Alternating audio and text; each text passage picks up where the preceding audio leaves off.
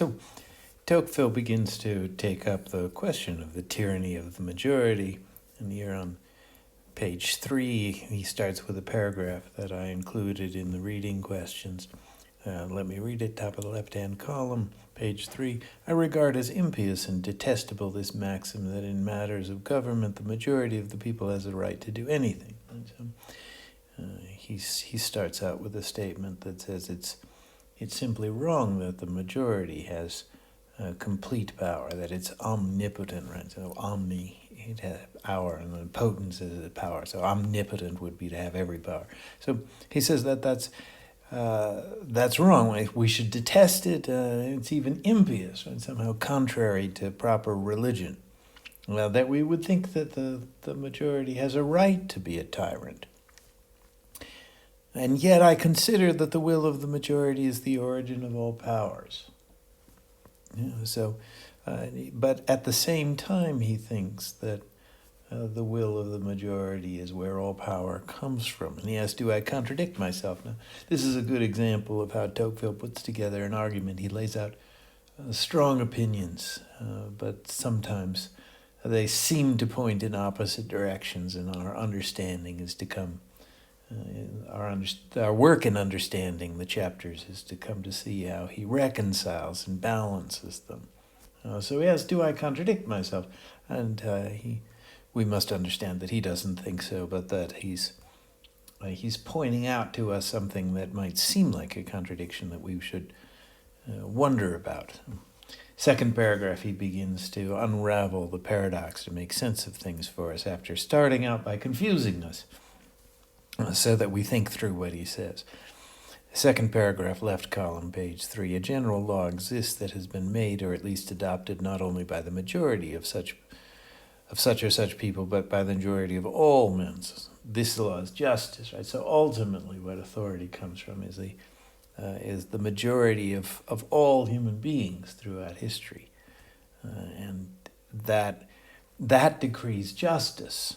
And then he goes on to say that the conflict he's interested in is between the majority in one nation exercising power and the other majority of the whole human race across time, which represents justice. What he wants to know is, in a society, particularly in a pure democracy or an advanced democracy such as the United States, what is the safety of an individual who claims justice against the power of the authority?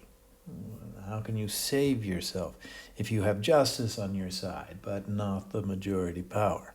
And that's the way he rates the liberty of democracy. So page 3, middle paragraph of the left column. So when I refuse to obey an unjust law, I am not denying the right of the majority to command. I am only appealing from the sovereignty of the people to the sovereignty of the human race. That's the situation he's going to use to test the liberty of the place. Can you descend from the greatest power, in this case the majority, and make an appeal to justice? And this is the main and simple argument that he will develop in the next few pages, that in any nation, no matter how it's constructed, the people, the majority, have some power. Even in an absolute monarchy, you cannot get away from the people's power. That there's simply more of them. They can't be entirely stripped of their power, even though the laws can favor other segments of society. There's always some authority to the people. But you can have societies that either do or do not have authority in a king, or societies that either do or do not have authority in an upper class. And the logic of that is that insofar as all societies have some liberty in having different powers, that If you get in trouble with one, you can appeal to another. If you're on the outs with one sort of power, there's another chance to be in and to find help and safety. Then democracy is not the home of liberty, because it's the place where there's only one power. It has the inevitable power as the legal authoritative power.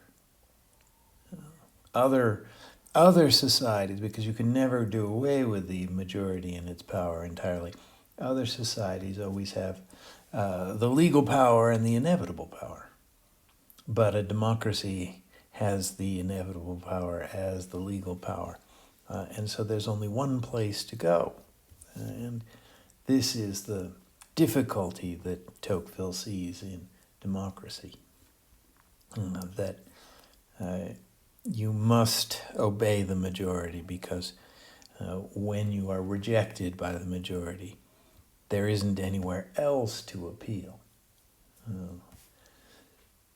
In a monarchy, there of course is a power. There's a danger of having tyrannical power in the hands of the king, and no one would lightly get on the wrong side of the king and court his anger. Nobody would think of living well if you were against the king. But there will always remain the popular power that will give you some kind of refuge if you can appeal to that.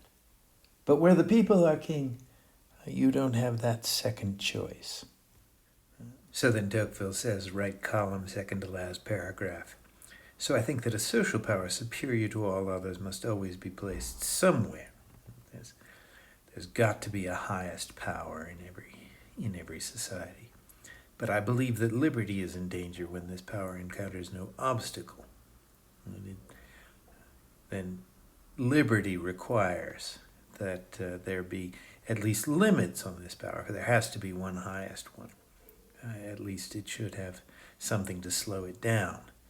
Liberty is in danger when this power encounters no obstacle that can check its course and give it time to moderate itself.